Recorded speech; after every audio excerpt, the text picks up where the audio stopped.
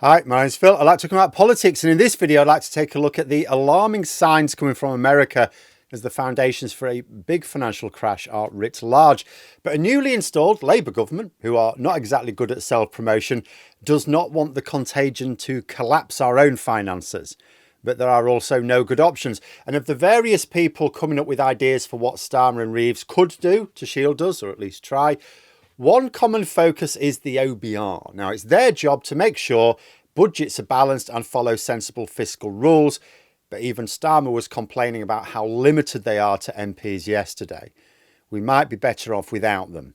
But although it would be hilarious to see the look on Liz Truss's face if we actually did that, she is probably the reason why it may not be politically possible. But first, for daily news and commentary, please hit the subscribe button to stay notified. So here in the UK, the Westminster Parliament has gone into Easter recess. The Prime Minister faced questions from the Liaison Committee yesterday, as is typical of the last day of a session. They're the group of MPs who put the Prime Minister under scrutiny, basically. I would ordinarily be discussing some of the answers to what represents the most rigorous grilling the Prime Minister ever gets. But the most important questions and issues are those concerned with how to deal with Trump's reckless policies. And things could go downhill very quickly, risking everything else.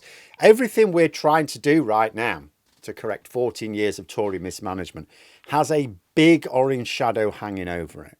And in terms of my political commentary, for example, April tends to be quite a quiet month for views. It's a bit chill because MPs are back in their constituencies and they cause most of the drama. And people are trying to see how much chocolate it's humanly possible to consume.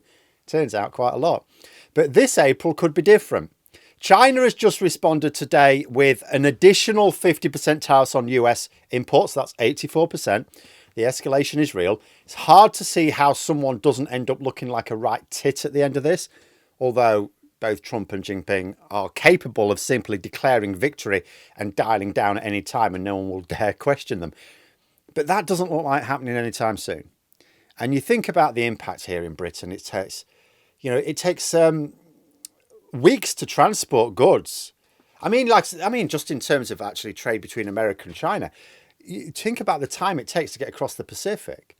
And these tariffs have been announced mere days before implementation. The latest additional 50% hits on Thursday. So there's goods in transit now that are suddenly going to have to pay much more when they arrive than they thought.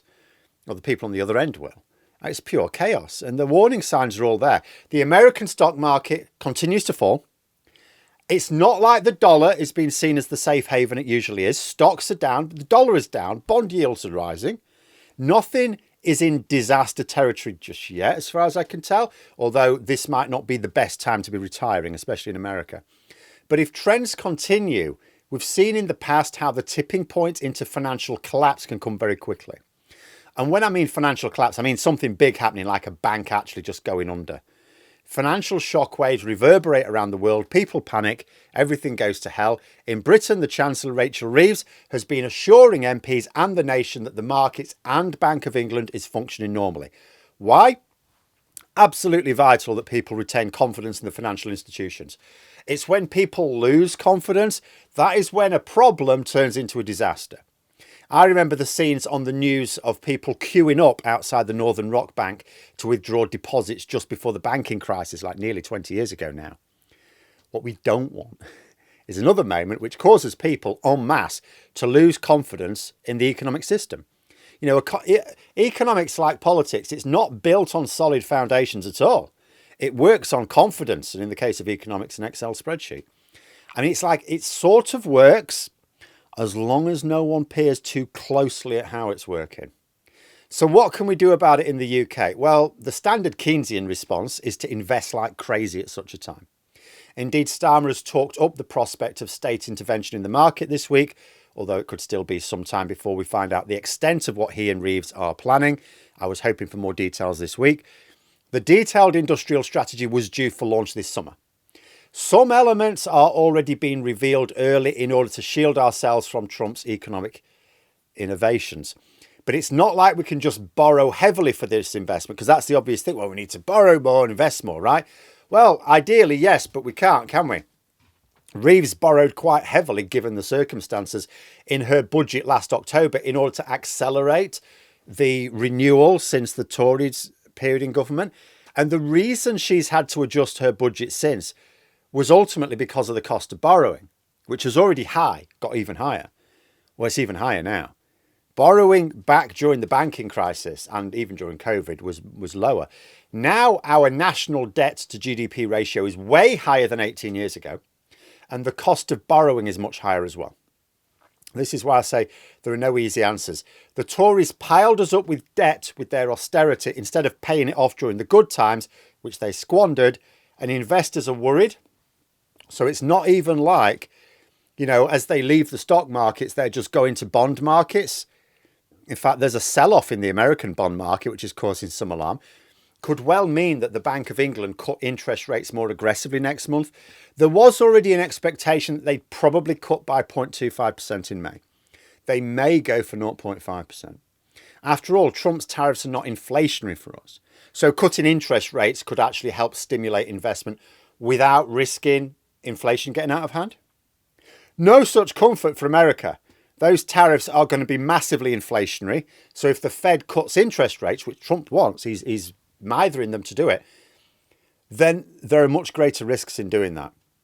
Mind you, America's central bank is going to need to do something and very quickly. But never mind them, it is sort of their fault collectively. In Britain, there are multiple suggestions flying around from experts. I'm not talking about simplistic solutions from armchair economists.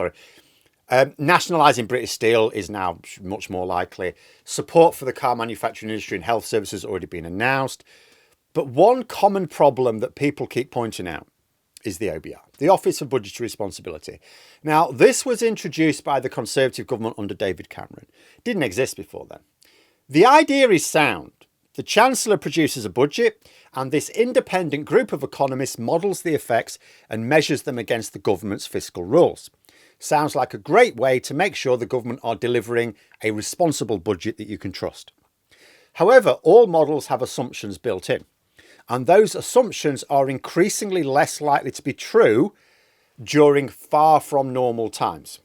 Yesterday, during his liaison committee grilling, Starmer admitted to being frustrated that the OBR do not take into account some of their methods to grow the economy, in particular policies which will change behaviours. One example cited was their Back to Work support programme, £1 billion programme to try and help people into work. Now, yes, okay, it may be difficult to know just how many people will help into work and what the economic benefits of that would be. But unless it's a complete £1 billion flop, it's obviously going to do some good. It's going to help some people into work that would otherwise have not done that. But the OBR rates this £1 billion programme as a zero boost to the economy. Even though it must know it's bound to add some value, but they don't know how much. And it does this for quite a few measures, which are clearly going to have a positive effect just because the OBR don't feel able to model how much of an effect. Basically, if the OBR had never existed, Reeves wouldn't have needed to make those cuts. She could have just, I know she could have had other options as well anyway, but she wouldn't have had to do anything. She could have just said, look, we've got these measures in place to boost productivity and kept her October budget intact. The difference was only a few billion, which over a 5-year period is absolutely nothing. But the introduction of the OBR required that budgets stick rigidly to hopelessly unrealistic calculations. You simply can't calculate. You cannot say, with the cleverest economists and the best supercomputers, you cannot say what the UK economy, the size of the UK economy is going to be like in 5 years' time, or what borrowing will be like in 5 years' time. There's so many variables, even in normal times. And these are not normal times. So the solution should be to agree that the OBR can't possibly do what's expected of it, say we managed without it before, and abolish it, right? Well, that's what I've seen some people want. Problem is, we probably can't, can we? Liz Truss knackered it. Because why did the gilt market go crazy after Truss's mini budget? Well, because investors lost confidence. And why did they lose confidence? Was it just because she was borrowing for tax cuts? Is it possible for Rachel Reeves to go, look, I'm actually borrowing for investment. It's fine. It's cool. You'll get your money back. Or was it because Liz Truss not only borrowed for tax cuts, but refused to let the OBR carry out an analysis? I actually don't know, really don't know. Had the OBR never existed, would the reaction have been the same to Liz Truss's mini budget? I don't know. But it became very big news that Truss sidelined the OBR, which was seen as a sign of economic recklessness. So I don't see how Labour could abolish it without it looking like they wanted to conceal some economic dodginess of their own. And as I said earlier, the last thing we want is for people to lose confidence in our economic systems. So I think the OBR is going to be a problem. The assumptions that they are using are going to be less secure during these mad times. But I just don't see any way politically to do without them. So we're facing a bit of a challenge. We desperately need, when we needed investment without Trump's behaviour, we now need it even more. We can't just borrow more heavily for that investment as we could in 2008, because the cost of servicing our existing debt is massive now, and the cost of servicing new debt is significantly higher, although interest rate cuts will help, but it is still significantly higher than it was during COVID in 2020 or the banking crisis of 2008. We need to shield ourselves from any contagion in the banking system, and we absolutely have to make sure people retain confidence in those systems. This may actually be the trickiest situation a new government has faced, maybe ever. Like, Labour were already long established in government when the banking crisis came along. The Tories were already long established in government when COVID came along. Labour had the public right behind them when it came to the rebuilding after the Second World War. What we have here is a whole pile of shit that needs clearing up. We've got like one shovel and more shit being dumped on us daily. But there we are. Those are my thoughts. Let me know yours in the comments below. If you've enjoyed the video, please click the like button and subscribe for further content. If you'd like to support the channel further, you can click the join button for memberships. Thanks for watching, and until next time, I'll see you later.